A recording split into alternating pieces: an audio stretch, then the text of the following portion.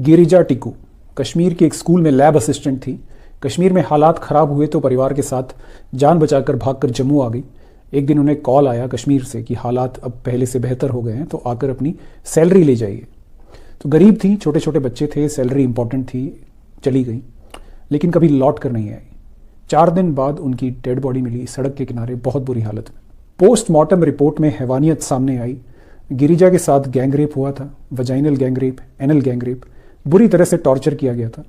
और जब उन दरिंदों का मन भर गया तो उन्होंने गिरिजा को एक कारपेंटर की आरी से जिंदा काट दिया। ऐसे क्रिमिनल्स के बारे में तो आपने कई बार सुना होगा जो किसी का मर्डर करने के बाद उसकी बॉडी को पार्ट्स में डिवाइड कर देते हैं डिस्पोज करने के लिए, ताकि वो पकड़े ना जाए। लेकिन यहाँ पर जब गिरिजा को कारपेंटर की आरी से काटा जा रहा था तब वो जिंदा थी।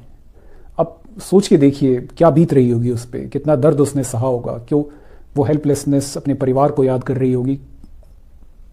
गिरिजा एक गरीब महिला थी, अपनी मेहनत से पढ़ लिख कर वो लैब असिस्टेंट बनी। उस बेचारी ने किसी का कुछ नहीं बिगाड़ा था, अपनी नॉर्मल ज़िंदगी जीना चाहती थी अपने परिवार अपने बच्चों के साथ में, लेकिन उसको सिर्फ और सिर्फ इसलिए मार दिया गया क्योंकि वो एक हिंदू थी। भगवान ना करे आपके परिवार में कभी किसी के साथ ऐसा हो, लेकिन इस घटना की सीवियरिटी को महसूस करने के लिए एक बार अपने परिवार की किसी एक महिला का चेहरा याद करें और सोचिए अगर उनके साथ ऐसा होता तो आप क्या महसूस करते। सोच के ही खून खौलने लगता है। सोचिए गिरिजा के परिवार के ऊपर क्या बीती होगी जब उन्होंने उसकी डेड बॉडी देखी होगी।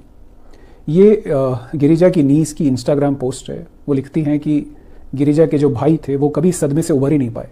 उन्होंने अपनी बहन को इस हालत में देखा और उससे भी बुरी बात की जिन्होंने गिरिजा के साथ ये किया उनका कुछ नहीं बिगड़ा, कोई केस नहीं, कोई FIR नहीं, कुछ नहीं, कोई कॉन्सिक्वेंसेस नहीं।